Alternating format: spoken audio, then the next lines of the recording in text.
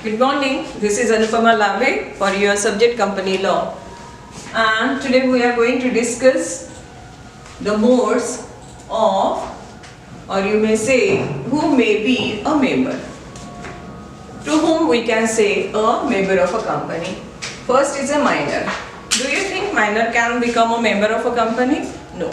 Because he cannot enter into a contract in writing with anyone. So, minor cannot be a member of a company. But how he will get the membership in a company?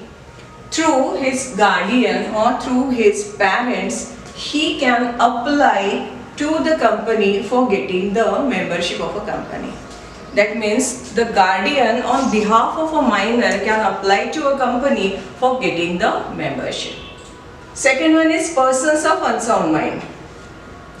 As we know that a person who is not in his sense, that means who cannot identify what is good and what is bad for himself, cannot enter into a contract. So, a person who is of unsound mind cannot become a member of a company. Then next is insolvent. Who is insolvent? Insolvent is a person who do not have any property or who do not have the money to repay his loan. ठीक है? यानी ऐसा person जिसके पास अभी पैसे बिल्कुल भी नहीं है, जो अपने जो डेट्स है उसके ऊपर जो कर्जा है वो रिपे करने के लिए.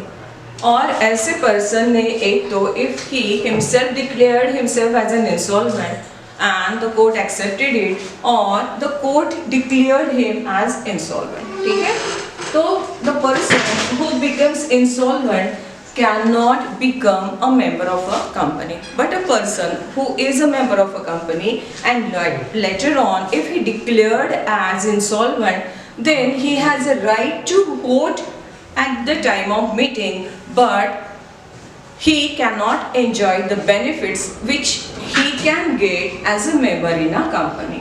Why he cannot get the benefits of a member in a company? Because his shares passes to the official receivers when he declared as insolvent.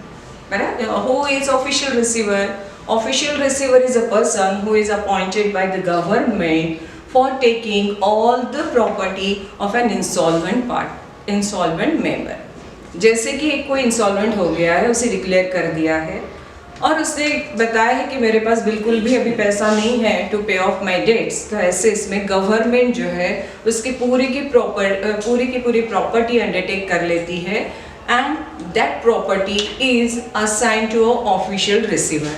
तो ये ऐसा पर्सन जिसे गवर्नमेंट ने अपॉइंट किया है for taking the position of the property of insolvent person और वो उसे डिस्पोज ऑफ करके जो भी पैसे उससे रिकवर होते हैं वो जो उसके यानी डेटर्स जो है उसे वो क्या करता है, रिपे करता है. Okay. Then foreigners. What do you think? Can a foreigner become a member of a company? Yes, of course he can become a member of a company if the rules of land, that means law of land permits, then the foreigner can become a member of a company. लेकिन foreigner हो सकता है लेकिन enemy जो है वो company में as a member करके नहीं रह सकता है. यानी जिसके साथ में वॉर डिक्लेयर्ड हुआ है, जिस कंट्री के साथ में वॉर डिक्लेयर्ड हुआ है, ऐसे कंट्री के जो लोग हैं that citizen of that country can not become a member in Indian company. Okay. Then non resident Indian. Who is non-resident Indian? That means a person who by birth or whose ancestors are the citizens of the India, but now he has that means he has a citizenship of another country, और जैसे कि वो बहुत दिनों से भारत में नहीं है तो ऐसे पर्सन को क्या कहा जाता है? Non resident Indian. Yes, but if the act, that means SEBI and RBI permit such a person to purchase the shares of a company or to become a member of a company, then such a person, that means the non-resident Indian, can be a member of a company. Then partnership firm. What do you mean by partnership firm? When two or more persons come together for carrying a business. ठीक है, वो आए हैं as a partners करके, उन्होंने एक firm को establish किया है. Then such a firm is called partnership firm. ये हमने पहले ही देखा हुआ है. लेकिन जब ऐसी पार्टनरशिप फर्म है, उसकी liability, do you know the liability of a partnership firm? It's unlimited. जब अनलिमिटेड है और कभी वो डिसॉल्व हो सकती है, that means it does not have the feature of perpetual succession. बराबर है. एट विल भी पार्टनरशिप क्या हो जाती है? डिसॉल्व हो जाती है. अगर किसी की डेथ हो जाती है, कोई अनसाउंड माइंड डिक्लेयर्ड हो जाता है, कोई इंसॉल्वेंट हो जाता है, तो भी पार्टनरशिप फर्म है gets dissolve. That's why partnership firm can not become a member of a company. लेकिन the partners of a firm individually or jointly can become the members of the company. Okay, then the company. Yes, company is an artificial person and have its own legal identity. क्या होती है company? Company एक artificial person है और उसे अपनी own legal identity है. इसलिए हम लोग जब उसे पर्सन कह रहे हैं, that means it possesses all rights the person have. बराबर है. एक पर्सन को जो राइट्स रहते हैं वो किसे मिल जाते हैं? कंपनी को. और that's why company, if its articles provides, then can become a member of any other company. Then subsidiary company. What do you mean by subsidiary company? Subsidiary company is a company whose shares, that means more than 50% of shares are held by another company. तो ऐसी जो company है वो क्या है? Subsidiary company. तो subsidiary company in general sense cannot become a member of a holding company. बराबर है. होल्डिंग कंपनी की वो मेंबर कैसी होगी? नहीं हो सकती. लेकिन exceptions are there. तो कब subsidiary company can become a member of a holding company? जब hold shares as legal representatives of a deceased person of holding company. जैसे होल्डिंग कंपनी का कोई एक शेयर होल्डर है और उसने अपना लीगल रिप्रेजेंटेटिव करके ये सब्सिडरी कंपनी को अपॉइंट किया हुआ है. तो अगर ये शेयर होल्डर उसकी डेथ हो जाती है, तो ऐसे इसमें उसकी जो प्रॉपर्टी है that transfers to his legal representatives, that means to subsidiary company. And in such a case the subsidiary company can become a member of a holding company. Is it clear? फिर से बताती हूँ. जैसे कि मैंने पहले ही कहा कि सब्सिडरी कंपनी जो है वो होल्डिंग कंपनी के मेंबर नहीं हो सकती. लेकिन एक्सेप्शंस क्या है? जैसे होल्डिंग कंपनी का एक शेयर होल्डर है और उसने क्या किया हुआ है? उसने ये जो कंपनी जो अभी सब्सिडरी कंपनी हुई होल्डिंग की, उसे एज ए लीगल रिप्रेजेंटेटिव करके अपॉइंट किया हुआ है. और जो शेयर होल्डर जिसने इन्हें अपॉइंट किया हुआ है, उस शेयर होल्डर की डेथ हो जाती है, तो ऐसे इसमें ये जो उसके शेयर्स है वो किसके नाम पे आ जाएंगे? ये सब्सिडरी कंपनी के नाम. क्यों? Because it is a legal representative of that deceased person. And in such a situation the subsidiary company can become और may become the member of a holding company. Second exception और है trustee of share holder of holding company. Share holder है, उसने ये company को अपना trustee करके अगर अपॉइंट किया हुआ है, तो ऐसे इसमें ये एज अ ट्रस्टी करके share holders, that means on behalf of share holders, company के शेयर्स को होल्ड करती है. और ऐसे इसमें it can become a member of a holding company. और लास्ट है before becoming a subsidiary of a holding company.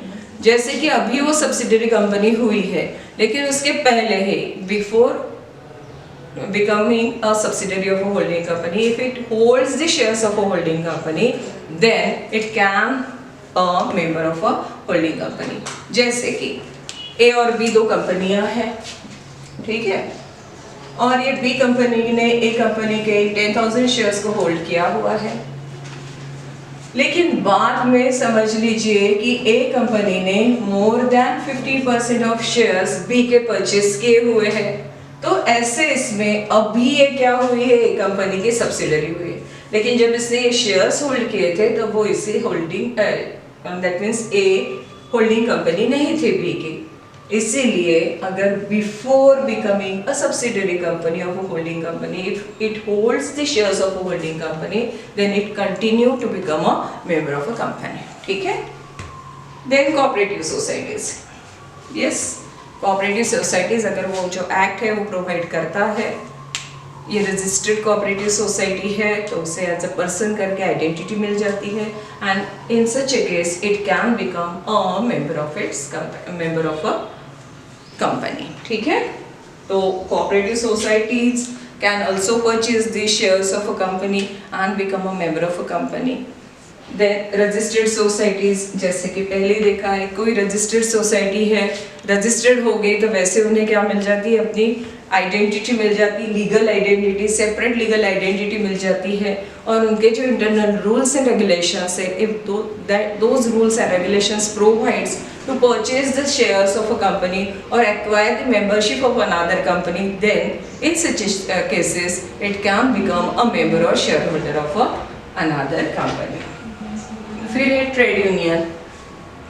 Trade union क्या है? यस, ट्रेड यूनियन भी अगर रजिस्टर्ड है तो उन्हें क्या मिल जाती है, अपने लीगल एग्जिस्टेंस मिल जाता है, and in such cases trade unions can also purchase the shares of a company or acquire the membership in a company and becomes a member of that particular company. HUF क्या है? Hindu undivided family.